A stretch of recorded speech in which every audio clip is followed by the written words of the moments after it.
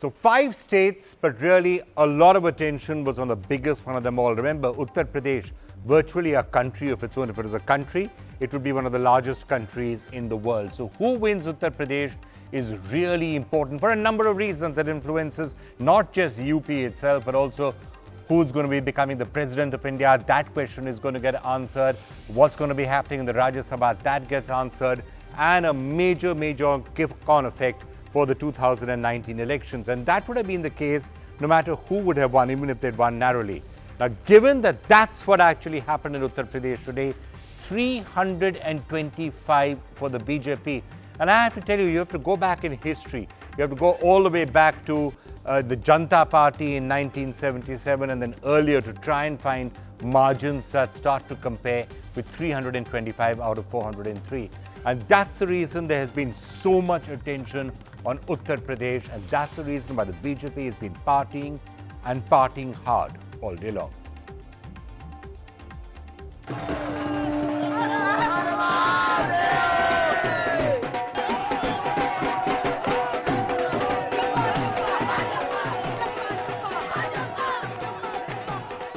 Early Holi has come to the BJP headquarters in Lucknow, in Delhi, in Banaras, to mark a landslide more than even the most optimistic polls had anticipated. This is the most incredible, significant and politically important election result I have witnessed, state election result, for many years. Every wave has many ingredients, but at the center of it is one man. Uttar Pradesh और उत्तराखंड में Bharatiya Janata party को लगभग 3/4 बहुमत, अप्रत्याशित बहुमत मिला है। ये मैं मानता हूं कि आजादी के बाद का सबसे बड़ा विजय है। श्री नरेंद्र मोदी के नेतृत्व की जीत है। I would say it is a tectonic shift in the polity of India. मैं नीचे देख रही थी कि एक लहर चल रही थी जबरदस्त, और उस लहर में सब बह गया था। कांग्रेस का गठबंधन, बसपा, सब बह गए थे। सब तरफ जैसे मोदी थे और बीजेपी थी। Here at the BJP headquarters in Delhi, party leaders admit that this is a result that exceeded their expectations. They had estimated somewhere around 225 to 230 seats, but never expected this huge tsunami of 300 plus. Also a factor, the BJP's ability to stitch together a social grouping of backward castes, leaving aside Yadavs in addition to its core upper caste base. The fact of that new social order, the party's president Keshav Prasad Maurya. दलित और पिछड़ा अपने को गौरवान्वित महसूस करता है Bharatiya Janata party के अंदर आज की तिथि में, लेकिन सर्व समाज की भाजपा पार्टी है। Notbandi may have forced millions into queues, but that appears to have done no damage. In fact, some would say the reverse. Notbandi was not a one measure or one full stop measure. It is in series of fight against black money, fight against tax evasion, fight against fake currency. So it is a continued battle and it has yielded result. The only point of concern is this victory genuinely Sabka Saath, Sabka Vikas? Are you going to have in your cabinet in Uttar Pradesh some members from that from the Muslim community? Just wait for 2 days, 2-3 days more, and you will see, and then you will also praise. Now, the challenge of selecting a candidate for the top job. The scale of victory dims the prospects of maverick Yogi Adityanath. The front runners are said to be Keshav Maurya and Union Minister Manoj Sinha. CM कौन होगा? वो तो parliamentary board तय करता है। But that is a minor challenge. The bigger nightmare is for the BJP's rivals. Some have already said the plan for 2024 because 2019 is a done deal. ये संदेश दिया है कि 2017 में भी मोदी जी के साथ हैं और 2019 में भी मोदी जी के साथ रहेंगे। यूपी बीजेपी का, बीजेपी यूपी का। With Srinivasan Jain, Nidhi Razdan and Rahul Shrivastava, Ambika Verma, NDTV. So the first of the major issues that we would like to discuss is what specifically this makes for national politics going forward. Pranoy, a short while back, was saying that this is now Narendra Modi's India and 2019 is practically a slam dunk now for the Narendra Modi government now and Narendra Modi himself. What does that actually mean for the BJP, for the government? Will it be more aggressive? Arun Jaitley seemed to be indicating a short while back on NDTV, yes, we will press faster with reforms. I've also had a range of leaders from the BJP, all sorts of central ministers coming on and saying it is going to be continuing to be development, it's going to be completely inclusive. What's going to be the path that is going to be followed? And what does this mean specifically for Narendra Modi? Let's come to that particular question. I'd like to welcome Arvind Gupta right here in the studio. Thanks so much for being with us. Sambit Patra joining us as well. They will both help us and analyze how the BJP is really going to be interpreting this. Somnath Bharti is joining us on what's been a rather bad day for the Aam Aadmi Party. Great to have you with us. Joining us, Ghanshyam Tiwari is joining us from the Samajwadi Party. Short while from now, Navjot Singh Sidhu is going to be joining us as well from the Congress Party. Sunil Alag, who's been a long supporter of Narendra Modi and has strong views on the sort of policies that he thinks and hopes he's going to follow. It's great to have you, joining us as well, Sunil. Now, I just want to first of all get from you your sense of the agenda that you think should be followed from this point onwards. Sambit, you've heard what a lot of people in the BJP, all the ministers have been saying. How would you sum it up? What is the agenda from now onwards? This was a big one. UP has been one. There is no excuse anymore. No shortage of mandate in the center and states.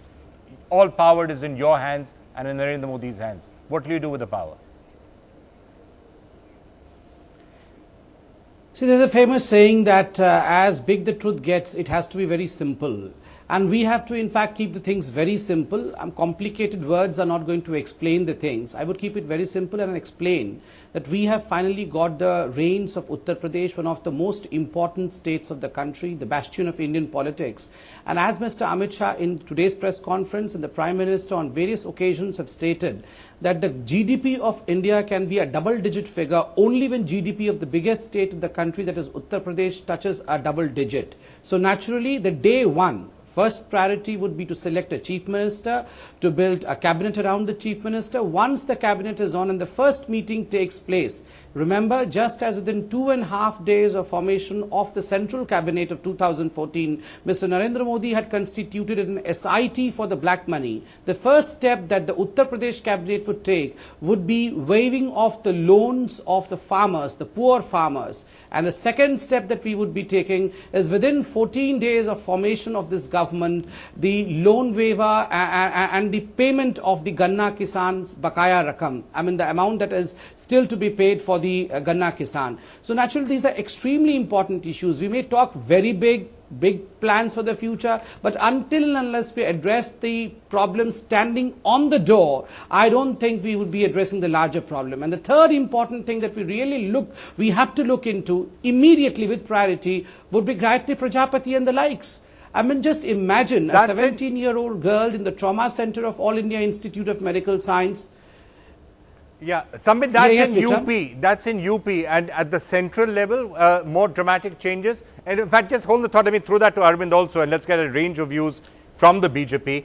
Arvind, your sense at the center, what would you see happening? See, I think the center. Any more steps like Notebandi and things like that, which well, we have a very important GST that is coming up shortly.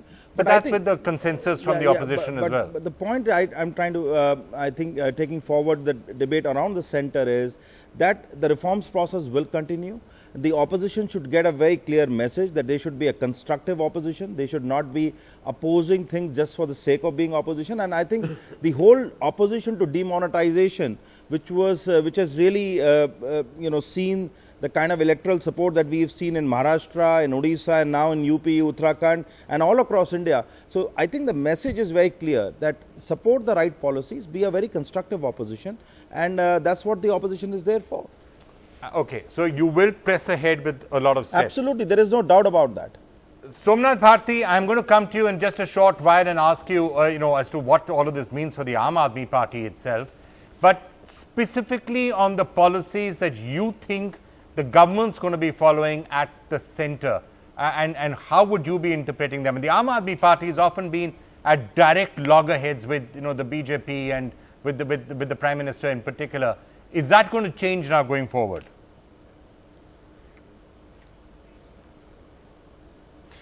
Vikram, we have never had any fight with any government, whether it be center or the LG or any other state government, just for the sake of it, because we are not fighting for our own benefits. If you look at our own this year budget, or even the last year budget, our entire emphasis has been on education and healthcare. We want to liberate people from illiteracy and hunger and poverty. I wish that the government of the center and the government of Delhi both work in harmony for the welfare of the people of Delhi, and that's what we have been striving for. In fact, yeah, well, you know, now you are left with just Delhi, so in a sense that maybe that policy of, maybe you'll also have to give up that policy of direct conflict and saying, look, let's try and get something done in Delhi, because that's the one thing which you will have now to hold. You will not have a complete power in a state like Punjab, so you have no choice but to be cooperative. Vikram, let me just add one line to it, because in last 4 years, we are only a 4-year-old party. We had 4 MPs in the parliament, we have a full government in Delhi, and we are the main opposition in Punjab. That's not less an achievement. See, the question is that how do we interpret the election results? That we have to see. What happened in Punjab, you are aware of it. We were expecting much more from Punjab. We are surely disappointed. But what has made us learn from this election is very interesting. The kind of maneuverings which happened, the kind of engineering which happens behind election. Election in Punjab, election in UP. Okay. Mr. Modi didn't fight on development issue.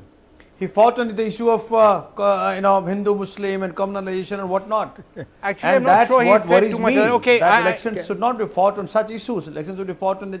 Okay, Somnath, I'm going to come back and let's have a discussion around whether that's really what happened. But Sunil Alagh, just want to get you in on that. What I started by saying, that I want to come to the theme of Narendra Modi himself and his position.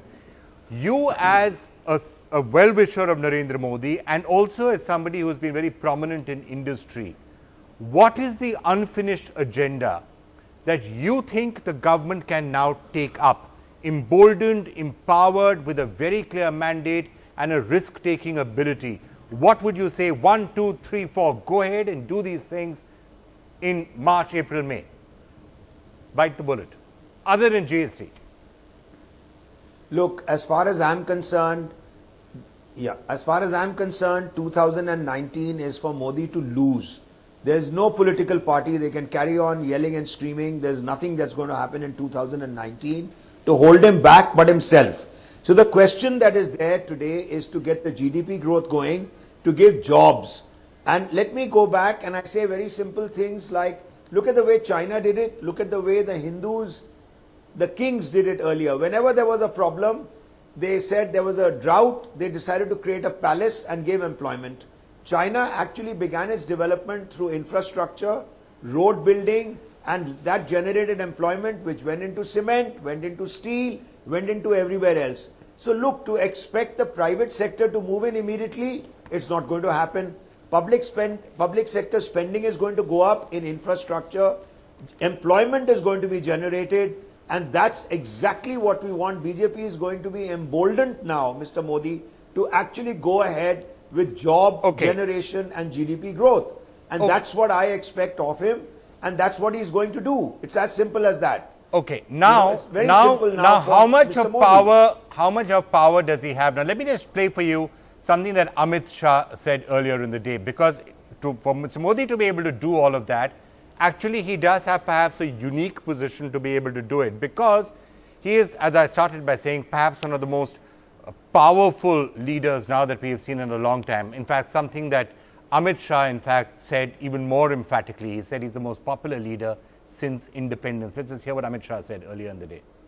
हमारे विरोधी भी अगर spirit से देखते हैं तो उनको स्वीकार करने पड़ेगा कि आजादी के बाद के सबसे लोकप्रिय नेता बनकर श्री नरेंद्र मोदी आज देश के सामने उभरे हैं और इसमें किसी के मन में कोई संशय नहीं है.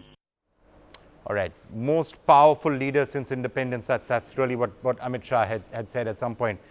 Quick take from all of you on that. Narendra Modi's position, and would you agree, most powerful leader since independence? And Is he now completely unchallenged in whatever he wants to do within the BJP, within the government, with his allies, everything else? See, there is no doubt as of right now, Prime Minister Modi is the tallest leader within the party, of course, but outside as a country globally. 2-3 things I would like to point out. You pointed that you have to go back to 1977 or even prior to that to look at such a triple-digit victory in UP. Just to give you a context, that time UP was undivided. Today, no, I'm added that. I'm taking the factor in that. Like, for example, the Janata Party was 352 in an undivided UP, which was 425 at that time. You know, this is fantabulous numbers. Today, more than 60% of the population of the country is actually governed by the BJP plus. And so I mean, this is a leadership that, you know, we have seen after a very, very long time. I was born much later than independence, so this is the tallest leader that we are seeing in front of us. He has a global stature, and I think he has the credibility and the trust of people all across. So this whole identity politics that we keep identifying any leader with gets dissolved with Narendra Modi. He is brand Modi, brand development, brand growth for India. Ghanshyam Tiwari, let me just come to you. Your take on A, the agenda, and B, on this positioning now that Narendra Modi is virtually unchallenged within the BJP, within the government, in the nation. Well, I want to wholeheartedly congratulate Sambit and Arvind. Sambit and I have debated heatedly in the course of this election campaign. So wholehearted congratulations. With respect to the agenda is clear. The Prime Minister said, and even the outgoing Chief Minister said, that he would want UP to have a better government than what he has been able to provide. If the expressway was not enough, he would want, maybe the people want bullet train, let that come in. The farm waiver that was talked about, let that come in. More for people of UP is good for UP, and that's what he wants. With respect to Narendra Modi ji, the Prime Minister, if you look at the count, there are 3 times that the Prime Minister went in a direct face-off with the Chief Minister. Once it was in Delhi, the second time it was in Bihar, and third time it was in Uttar Pradesh. Right. So in that sense, it's a count of 2-1. And Uttar Pradesh, he was in a direct face-off with a young Chief Minister, whereas he himself has been a 3-time Chief Minister and a national brand Prime Minister. And Akhilesh Yadav ji still has a long career to fight back and build upon what he has done already. Okay, I'm going to come back to you, Ghanshyam. I'm going to come back to you and ask you and Somnath both what this means, what's going to happen ahead for the Samajwadi Party and the Aam Aadmi Party. But I'm just going to pause all of you for a minute because we have somebody really crucial now joining us. Hemanta Biswa is joining us from Manipur actually, and a very interesting tussle is taking place out there. Hemanta, thank you so much for joining us. Really interesting what's happening in Manipur right now. And it is actually at a knife's edge, and no one better than you to tell us exactly what's happening. Now, if I can just flash up, and before I get you to tell us how you're putting it together, this is the way the numbers are looking right now. In Manipur, actually the Congress is at 28. So theoretically, the Congress is just 2 seats away from being able to form the government. But there are others. There's the NPP with 4, NPF with 4, LJP is 1, TMC is 1, and Independent is 1. Now, Hemanta, I'm sure you are in great conversations with the NPP, the NPF, LJP. Tell us, how are you going to take the BJP from 21 to 30 sooner than the Congress can go from 28 to 30? Now, first of all, I'd like to say that we would like to thank the people of Manipur because BJP did not have a single representative in the last house. So we rose from 0 to 21. And whereas Congress has 47 MLA in last house and they have come down to 28. And another very interesting thing is that our 5 candidates lost by below 100 votes. So in a way, what I am trying to emphasize, this is vote for change.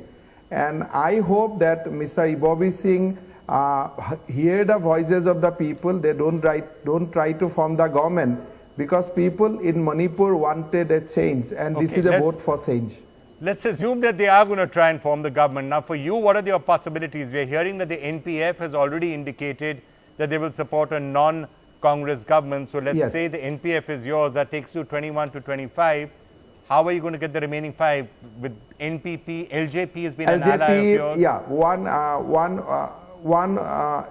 Yes, yes. One gentleman who has owned from LJP, he has already extended support to us. That takes you to 26. We are talking to NPP and few more friends, and hopefully, who are the I few think more by friends? tomorrow will be something good to report back. Sorry to interrupt Yeah, you. Who are the other that's, friends? Because as NPF of is now, already supporting you. NPP is for, there's one independent, one LJP. So if LJP supports you, NPF supports you, that's 5, which takes you to 26. You need to then get the NPP and that other independent. But I believe there will be many more friends. Let's see, but till tomorrow. Many more friends. Are you talking about perhaps breaking the Congress party? Not now, but those that house will collapse on its own pressure after some time. But as of now, I believe that by tomorrow or day after will be something. There will be something good news to report back. Some good news to report back by tomorrow is what you are saying, and you're saying that the NPF by tomorrow or day after, yeah. Tomorrow or day after, fine. So, okay, we're getting a sense. Yes, NPF has already written to Her Excellency Governor of Manipur that they are not going to support Congress, and LJP has already extended support to us. So, by all means, now the non-Congress formation has already reached 26, and NPP we are talking, and some more friends we are talking. NPP you're talking and other friends you're talking. So those are the equations there in Manipur, just in case you were interested. And Hemanta Biswa, the man who's putting it all together, he says he will have good news for the BJP, I assume, within a day or two. TMC, I guess, I don't know whether that's also one of the friends that he's talking to. All right, I guess you can't tell us more than that. You've already given us a fair indication, Hemanta. Thank you so much for joining us. Before I come back to my panel, yes, maybe I can just go across to Goa as well, which is the other state that doesn't actually have a government right now. Congress is at 18, the BJP is at 14. Ishaditra now joining us. Ishaditra, any sense you can give us as to what's going to happen in Goa? Again, like Manipur, the Congress is much closer, it's just 2 away there. But whom are all these people going to go with? The GF, for example, the MGP, more likely to perhaps go with the BJP than with the Congress party. The Goa Forward could go either way, independents, maybe closer to the BJP. What's the sense that you're getting? Who's more likely to get there? Well, Vikram, as of now, from the talks that we are having with the Congress party, they have very clearly stated that tomorrow at 11 a.m. they are going to have a meeting and decide who is going to be the leader of the legislative party in the assembly, after which they say tomorrow itself they are going to go and approach the governor with the papers. Now, the BJP on the other hand said that they will only do that if they have all the papers to actually go and stake claim to the governor. So as of now, the Congress, at least in terms of his appeal, is looking more confident. Now, in terms of the numbers, the MGP looks more likely to be supporting the BJP. Of course, neither the BJP nor the party giving a very clear indication. But off-record conversation that we have had with top sources in the BJP really say that the MGP has indicated that they will be supporting the BJP. Now, the Goa Forward really is very tricky in this entire equation, Vikram, because earlier they have really said a lot against the Congress party, saying that the Congress has ditched them in many times. Remember, Vijay Sardesai, who floated the Goa Forward party, was a part of the Congress earlier. He has also, of course, also been against her in a rampage against the BJP. But recently, in the last few days, he has showered praises on Manohar Parrikar, and it looks like they can go either way. The BJP, of course, stating to us, of course, again off record, that they think that the Goa Forward would be coming to them. Of the 3 independents, one of them is a Congress backed, the other is BJP backed, so they are neck to neck there. The last independents, the BJP again says that they think they are confident of getting him in. So as of now, a clearer picture will probably only emerge tomorrow after the Congress approaches the governor. Okay, Shadita, thanks for joining us. So 18 plus 1, that independence. So Congress is at 19, just 1 short, but the BJP still has a path to get to 2021 before the Congress can. Interesting to point out that both in Manipur and in Goa, the Congress, the single largest party, and who knows whether that factor is something that might play itself out at some point or not. Sambit, what happens in Goa and in Manipur could be interesting from the Congress point of view also, because if they do win these, you will have the Congress coming back and saying, look, we were able to take 3 out of the 5. Yes, we lost UP, which is the biggest one, but we did win 3 states. No, I don't think Congress will have the eligibility of hiding behind this alibi that, look, we have won 2 out of these 3 states. I mean, as far as Manipur is concerned, right now, Mr. Hemanta Biswa Sarma rightly pointed out, in the last house, we did not have a single representative.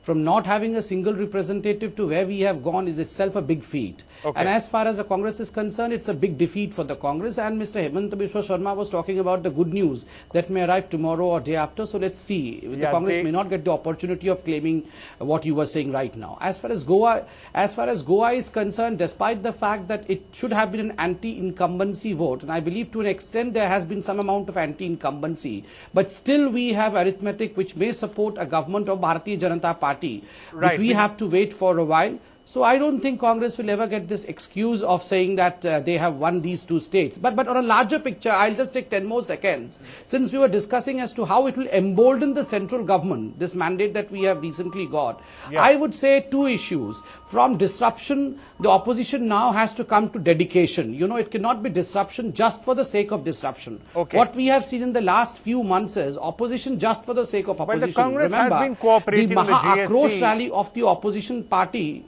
Yeah, disruption has become almost a norm, but the Congress No, I wanted to come to the GST. Something very important on GST. Let me just get the others in for a sec. I'll just return to you and to the others. Okay. Let me just get Ghanshyam and Somnath in. The question of a strong opposition, and that right now is something which is really looking in doubt. So I want to come to both of you on that.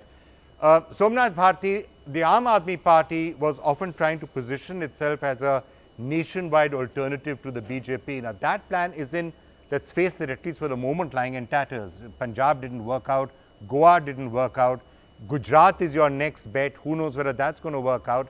Other than that, for the moment you've got Delhi. So the Aam Aadmi, Congress again isn't, we don't know what's going to happen in these 2 states, but if the Congress is not able to pull off Goa and Manipur, Congress is in tatters too. Where is the opposition to the BJP coming, and is the Aam Aadmi Party, how are you going to be able to position yourself as an alternative at all, seeing as right now all you have is Delhi? Vikram, very good question you have asked, and it does deserve an honest answer from us. We tried our hard to be a choice of people of Punjab. And I don't know what transpired, where it transpired, because everything was in our favor. Media said that we are going to form the government. The ground reality said so. And what I was told in the evening by somebody, that what had happened in Punjab, that when Akali found them losing, then they decided that all right, we'll ask people to vote for Congress. So there has been some conspiracy somewhere, and all these juggleries and political steps which these political parties take. For example, what they did in UP about the shameless exercise of religion politics and caste politics, and I'm a new kid on the block. The work politics, asking votes for on the basis of the works, that I'm yet to see. Number 1. Number 2, what is suggesting about an alternative to BJP? We are in opposition. The main opposition of Punjab is Aam Aadmi Party. And we will ensure that what the promises alternative to the BJP when you only having Delhi. How can you say you're a nationwide alternative to the BJP? I'm just coming to that. I'm just coming to that. I'm just coming to that. See, Delhi, we have the government. Punjab, we are the main opposition. And across the nation, we have a very challenging organizational structure for any other political party to match. You haven't got a single seat in Goa, so I hate to break it, you didn't get a single seat in Goa. These are the 3 states where you have organization. No, I agree with you. I agree with you because in all the tricks which BJP and Congress knows, we stand no match. I agree. But then, so then you're in politics and you can't match them on tricks. Recall, what are you going to do if you can't get a single seat in Goa? Prime Minister, I find it very surprising whenever they win. Honorable Prime Minister had campaigned very vigorously in Delhi. Right in Delhi, BJP was reduced to 3 seats. All right, that was some time back. Now, see, in Bihar, Honorable Prime Minister lost. UP he won. So we'll see that. All right, fine. Can I just get Ghanshyam? And Ghanshyam, if I'm trying to see, let's see, Congress is wherever it is. Let's try and talk about the other parties, because sometimes it was being spoken, well, maybe there will be in 2019 to challenge Narendra Modi some sort of a grand Mahagathbandhan. You'll get Samajwadi Party and Mamta and everyone will come together. That's again not looking that feasible. The Samajwadi Party certainly is looking rather weak, and you may well have a lot of internal problems, the Akhilesh, Mulayam issue and all of that. Are you in any position to try and put any sort of a challenge to Narendra Modi going forward? I think the challenge that will emerge is becoming obvious. Prime Minister Modi, when he ran for 2014, he ran as an anti-establishment voice. When he came to Uttar Pradesh, spoke about Akhilesh Yadavji's government, he spoke like an anti-establishment voice. There's no other anti-establishment voice left in the country. So when we face 2019, the opposition has to be the obvious anti-establishment voice. The agenda is also clear. He's not been able to provide jobs. The politics of demonetization has won, but the world is watching whether the economics of demonetization will win or not.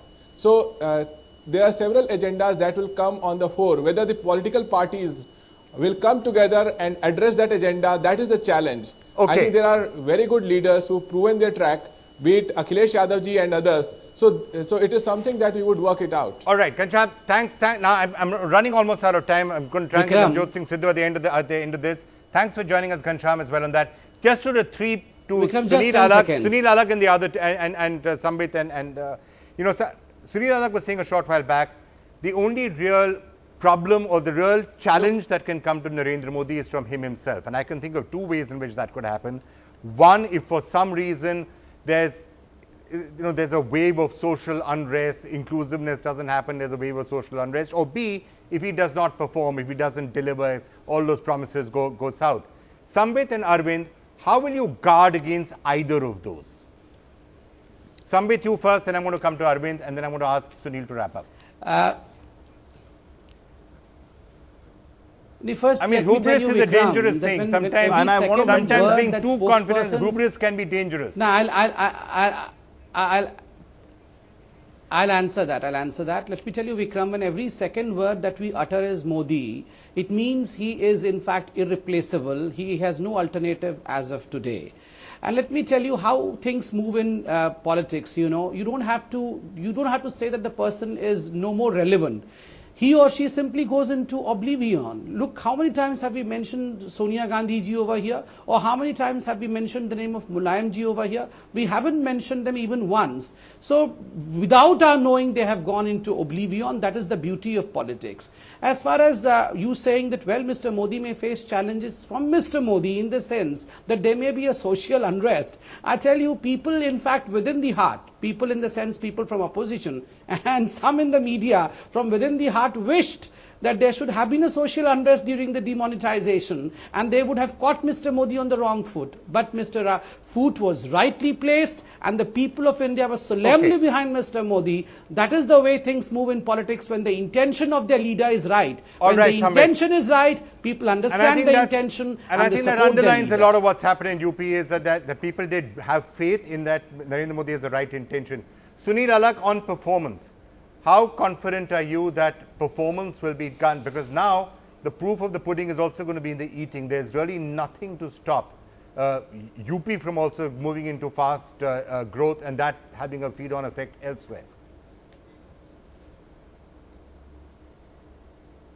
Look, a lot of people are trying to explain why they're done. I'm the principal opposition. 22 and 18, you're not the principal opposition. AAP is wiped out. As far as the other part, the gentleman said anti-establishment, he said it. Why were you, so was Akhilesh. Akhilesh was anti-establishment, he lost. So all I'm saying is that the only person who can defeat Modi is Modi himself. At this point of time, he's not going to allow it. All he has to do is control law and order and give jobs. If he controls law and order and jobs, 2019, no matter how hard everybody else tries, they can stand on their head, they can weep, they Okay. can cry. Somnath, Look, just the 5 nation seconds. is I'm now really over saying, on time. "Please I need to give us respond with jobs." one thing. He's Yeah, not I'm talking gonna get about Somnath. caste. Somnath, there's He's just talking one about line to say. class. He says, look, let's get the poor up. So today we are going around, everybody Right, can Sunil, carry we on heard you. saying Sunil, it. we heard you. I'm The really over only on time. person who can defeat Somnath, Modi is one Modi line, and then I himself. have to give it to And about time we ended this discussion. Okay, fine. Somnath, That's one all. line. Somnath, one line, quickly. Everybody is And he's not wanting going to to write obituary for Aam Aadmi Party. Kindly recall after 2014 Lok Sabha election, where we had the worst of the performances. We got 67 out of 70. We are not even Delhi. discussing Don't Aam worry. Aadmi Party. We are a different party. We are not of the kind of BJP Okay. and Congress. We will come back with Okay, something. we'll see. Arvind, last thought from You you. use the word hubris. Hubris doesn't set in Narendra Modi's mind. And let me tell you that the day he finished his campaign, he did a cabinet meeting, 2 other meetings, and next day morning he was again doing work of development and governance. So hubris doesn't set in, and hubris is a word that everybody should be cognizant of, and BJP is relentless in his progress, in his journey of development and growth and governance. That's it. All right, gentlemen, thank you all so much for joining us. I'm going to end this particular discussion just for a moment, slip into a break, and then we haven't heard from the Congress party for a while. So when we come back on the other side, the one and only Navjot Singh Sidhu moving from the BJP to the Congress in other parts of the country that would not necessarily be the best of things to do, but in Punjab, that certainly paid off for him. So he's going to be joining us on the other side of this break.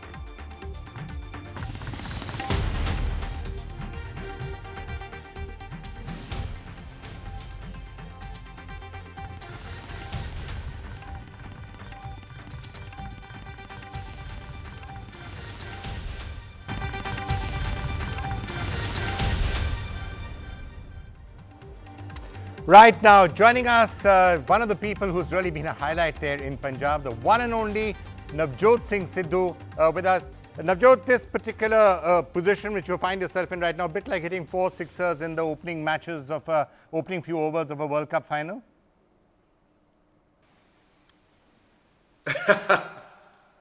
No, not at all. Look, see, all my life I've played cricket, I've done so many things, I've worn so many turbans, different areas, but success with satisfaction has come in politics, because it's a via media where you can affect people's lives for the better. You can make them feel good. And it's the same expectation that has been the turnaround for the Congress in Punjab. This is the politics of hope, Vikram. Hope sees the invisible, feels the tangible, and conquers the impossible. Punjab is reeling under a debt of 3 lakh crores. Almost everything is sold. People who've ruled Punjab for the last 10 years have allowed selfish vested interests to rule the interest of the state. The state's coffers have been looted. So it's an uphill task. It's daunting, but it's not impossible. You just need political will, good policies, and Punjab can come back on the rails. We have a great leader in Captain Amarinder Singh. He's got the experience, and we've also got the fragrance and exuberance of youth. Well, of course, you mentioned Captain Amarinder Singh. So one of the first things that many people are wondering is how exactly the relationship between you and Captain Amarinder Singh is going to work out. Will it be good or will there be friction? Well, see, no one can whistle a symphony. It takes an orchestra to play it. And see, I'll be part of that orchestra, and the music has to be produced by Captain Saab and Rahul Bhai. I mean, I've never questioned generals, and I just seek one thing, that I'm part and parcel of the resurrection of Punjab. The redemption song of Punjab is very important for me. All right, now you of course shifted from the BJP to the Congress at just the right time in Punjab, but that's only in Punjab. If you look at the big national picture, there is a sense that the Congress is facing serious long-term problems. The BJP is becoming unstoppable in the run-up to 2019. National parties never die. Now, if you look at it, the Congress has won 3 states. Now, that's not bad. Out of 5, if you win 3, that's not bad by any standards. As far as I'm concerned, the choice was very simple. I went to almost every leader that I respect in the Bharatiya Janata Party and told them that the bad company of the Badals was actually a great deterrent in the development of Punjab. So I was not standing with them. So I told them that if the BJP goes alone, I mean, I want nothing. I will work for you, I will slog it out for you, because my interest is only Punjab. And in the end, it is choice, Vikram, and not chance that determines your destiny. They chose the Badals, I chose Punjab. There's no hard feelings about it. All right, so one last question, something we've been debating for the last hour or so. After that stunning result in Uttar Pradesh, we've heard Amit Shah and others saying that Narendra Modi, one of the most popular leaders since independence, he's unstoppable. What would be your take on Narendra Modi himself at this stage? Listen, my dear sir, it is not my response. In a democracy, it is the people of the country who decide. If the people have voted for us in Punjab, well, we are champions, we take decisions. Nobody doubts the voice of the people. In Urdu, chaste Urdu, my father used to say, Awaz-e khalaq, nagara-e khuda. Janta ki awaz mein Paramatma ki awaz hai. वो परमात्मा की आवाज पंजाब में हमारी तरफ थी, वहां उनकी तरफ है. Who will challenge that? All right, Navjot Singh Sidhu, it's always such a pleasure talking to you, and perhaps that's a perfect note to end up a lot of this special coverage on what's been a really, really exciting and a really dramatic day. When Navjot Sidhu there said Congress has 1 in 3. Well, Punjab, yes.